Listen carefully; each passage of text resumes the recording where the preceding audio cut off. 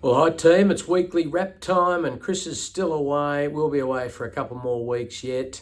But what a way to start the weekend with Bavaco down in Canberra just an hour or so ago, getting the job done, breaking his maiden by 3.5 lengths. He was absolutely fabulous, and he was only just outside the track record for that distance. And the track record was set by I Am Me, a multiple group winner of $4.5 million worth of prize money.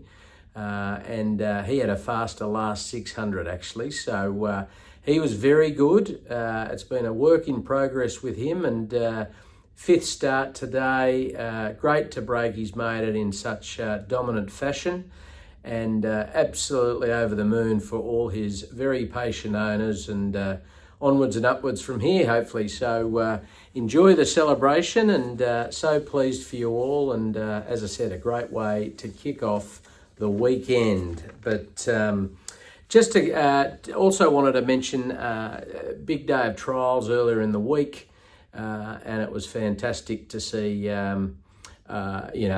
differing good results all round actually. But Marzu, who's the old warhorse, he was fabulous, dominant actually. So he looks like he's returned well, and looking forward to his first up run in the Challenge Stakes in a couple of weeks. Missile Magnate was in the same trial, finishing third, and he did really well. He was coming off a little setback following his second trial, and so he had a third trial, and he's now ready to go to the races, and really excited for what he's got in store. And then a couple of 2-year-olds who were both very good, Konami and Hellenic Bell, who was having her first career trial, only purchased in June last year at the Magic Millions June sale, and she's suggesting she's quite precocious, and great to see them step out, and they'll go back to the trials again next week, or the week after next. So yeah, it's been a great week, and as I said, started off the weekend well with Bavaco. Before I go into this week's runners, just wanted to mention the Yearling Parade Open Day we're having next Sunday, the 1st of March. We will parade our 12 yearlings we've purchased so far this year, and we'd love to see as many of you there as possible. Have a look in the body of the email. I'll put a link for you to register, but would love to see you down in the Southern Highlands. Not too far a drive for the Sydney siders, and it'd be great to see many of you there. So moving on to this week, another very quiet weekend. So with all the trialists and all the different things going on, it's going to ramp up on a weekend pretty quickly, but a quiet weekend ahead. Our first runner for the week is Madame Fiocca, who she steps out on Tuesday at Scone in a Class 1 over 1,400 metres. She started her preparation well, but it was a bit of a disaster in Canberra last start. She jumped poorly, and actually got held by a barrier tendon a bit too long.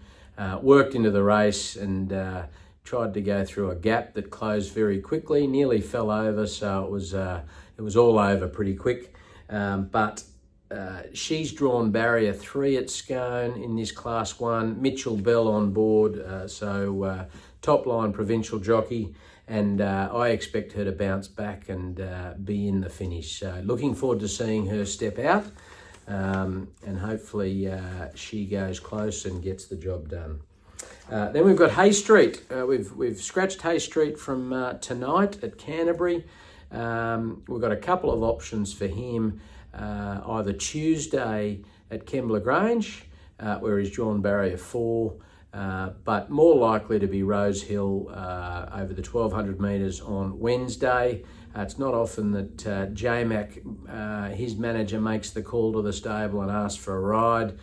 He's done that for Hay Street on Wednesday, so he's obviously after his last run where J-Mac rode him for a second. He's obviously keen to get back on him, and so that says a lot about how Hay Street's going. And look, we'd really love to knock off his maiden. He's a strong performing horse, and can't believe he's still a maiden. But hopefully that's not for too much longer. And look forward to seeing him step out wherever he goes, whether it be Kembla Grange on Tuesday or Rosehill on Wednesday. We've got some other runners looking to Wednesday. Firstly, Without Peer, who had an enormous first racing preparation, last racing preparation. He won on debut at Saturday Metro level. His second start, he was coming home with a wet sail and just got pipped in a photo finish to Ninja, who's gone on to big things. In his third start, he was in the Group 3, gone blank on the name of the race, but in a Group 3, and he was behind 60s, who's on fire at the moment, and Autumn Boy for third. And then he had one more start, and he'd probably had enough by that time. But he was excellent last preparation, and he's trialled well, but looking forward to getting him back to the races, and that will likely be with Chad Schofield on board on Wednesday at Rosehill. Also nominated for Wednesday is Missile Magnate, who I mentioned before, who trialled well behind Marzu earlier in the week, and he's got a couple of options, including Wyong Thursday, but really excited to get him back to the races and get him underway. So it'll be one of those two options, and looking forward to seeing him step out. Also on Wednesday, we've got Formal Display going to the trials at Scone. He is our import, who's just kicking off his second Australian preparation.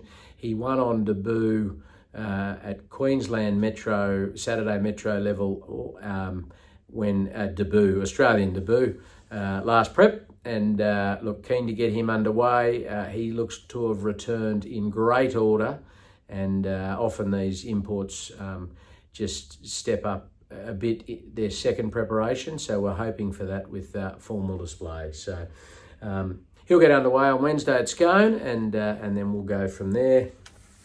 So that's it. That's the runners for the week.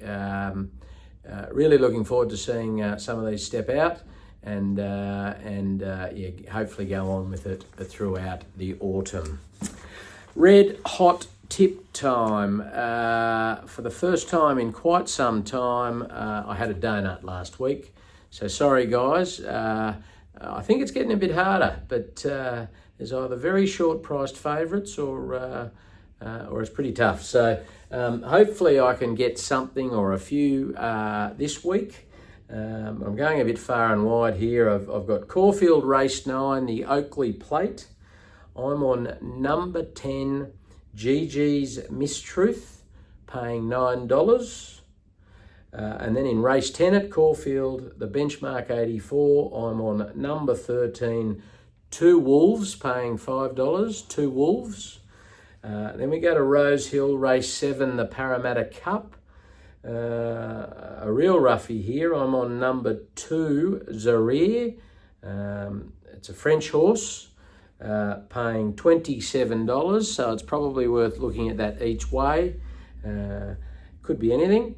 And then to continue on my WA theme, actually not going very well at the moment, but particularly with WA, it's the Magic Millions Perth sale this week, so there's a few people over there, but I'm on Ascot race 8, the Detonator Stakes, number 1, River Rubicon, paying $14, so probably another each way chance. So plenty of value there. We've gone a bit rogue since Chris is away.